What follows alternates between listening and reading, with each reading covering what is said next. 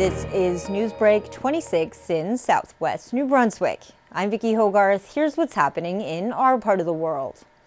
Canadians are heading to the polls in a snap election on April 28th.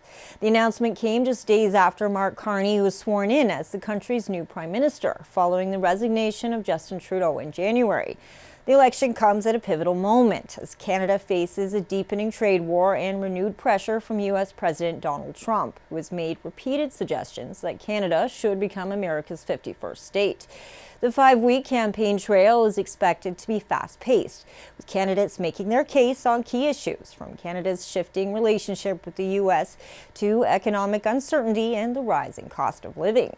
And in a reconfiguration of our region, the riding of New Brunswick Southwest has been redrawn and renamed St. John St. Croix for the 2025 federal election. The newly expanded riding now includes West St. John, previously part of St. John Rossay, as well as Burton from the Fredericton area. However, it loses several communities such as Harvey and Hanwell, which are shifting to Tobic-Mactaquac. Currently, 3 candidates are vying for the St. John St. Croix seat.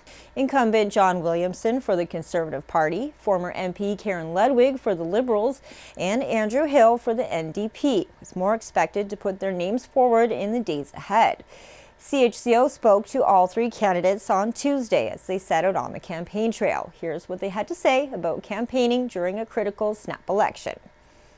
A snap election like this obviously gives the Liberals an advantage because they would have known in advance when the election's called. So there is some catch-up that is happening. Plus, as you can see around me, we're campaigning now in the snow, which is certainly would be unexpected or very unusual in a fall campaign. So, you know, it's a question of just adjusting, but really that's what this job is all about. It is confronting things that aren't expected, adjusting to it, and moving forward. And we look at a riding like St. John, St. Croix.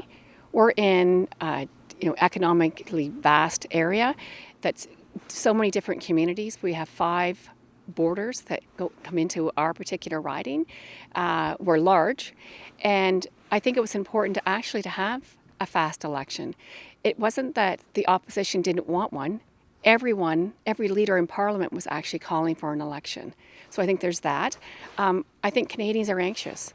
Honestly, it doesn't really change the strategy all that much. I had anticipated a spring election, and being a grassroots campaign, I knew it was going to be a really busy, on the ground, knocking on doors. So the strategy is relatively the same. You know, it's just knocking on doors, introducing myself, spreading the message, and that's what it's going to be like. Just getting myself out there and meeting the people. And mark your calendars, CHCO is teaming up with the Municipal District of St. Stephen, the St. Stephen Chamber, and downtown St. Stephen to host a Meet the Candidates event on Friday, April 11th at 7 p.m. at the Garceland Civic Center. All candidates for St. John St. Croix will be invited to participate. Questions are being submitted by the public via email and then vetted by CHCO, with candidates hearing them for the first time during the event. If you'd like to submit a question, please send it to candidates@chco.tv. We hope to see you at the Garceland on April 11th. A new development in St. Andrews is facing a possible setback. For more on this, here is CHCO's Nathalie Sturgeon. Council in St. Andrews has denied an encroachment agreement for a major development in the downtown core. In February, developer John Rocca came to council to make them aware of an error that had been made, leaving the building too high off the sidewalk. He requested an encroachment agreement, which staff drafted. It required the developer to pay an annual fee and mitigate several concerns along the sidewalk. But it's 60 to 65% of the sidewalk is used up with this encroachment. And I sat and watched, and 2 people had to go single file by the pylons. The front entrance of the building is required to be barrier-free as a new build, something not required of existing buildings. Rocca did explain last month that there are other options, but those could cost extra and force delays in the project. Council has not been involved in any part of the approval for this development, as it complied with all the bylaws and a permit was issued by the Southwest New Brunswick Service Commission. I personally feel that it would be a bit of a mistake for us to suddenly get involved at this point. Again, I agree with Councillor Heenan. The encroachment onto the sidewalk is going to be more than anything we have in town currently. I do feel that it poses a bit more of a safety risk, as well as damaging, the downtown aesthetics in our historic business district. And I just, from my own point of view, and again, for the residents of St. Andrews, I don't see why, again, they should be giving up essentially land on the sidewalk to accommodate this mistake.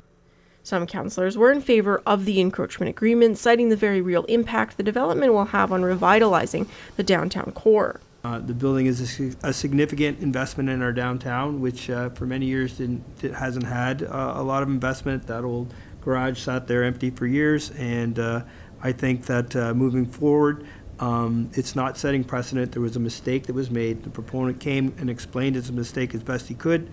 CHCO-TV has reached out to Ellardale Ventures Inc. by phone and is awaiting a response. Nathalie Sturgeon, CHCO-TV, St. Andrews.